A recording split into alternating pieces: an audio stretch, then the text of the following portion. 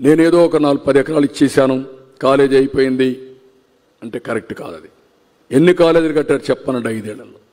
కాలేజీలు కట్టకుండా కాలేజీలు కట్టామని చూపించడం ఇది కరెక్ట్ నిర్ణయం కాదు. అమరావతిలో మరి ఏం పూర్తయింది? అమరావతిలో ఇప్పటికి కూడా పూర్తి కాలేదు కదా. ఇప్పటికి కూడా ఆ నీళ్లు తోడి ఆ పైన కంపదీసి ఆ పైన చేస్తున్నారు కదా. మరి అమరావతి కట్టలేదు, అమరావతిని వదిలేశారు, అమరావతిని నిర్లక్ష్యం చేశారు, 5 ఏళ్ళు రచ్చరచ్చ ఎందుకు చేశారు? మరి ఏమి లేదు కాబట్టి వదిలేయాలి కదా. 4 మెడికల్ కాలేజీల్లో ఆల్రెడీ క్లాసులు జరుగుతున్నాయి. ఇట్లాగ మొత్తం 7 ప్రిపేర్డ్.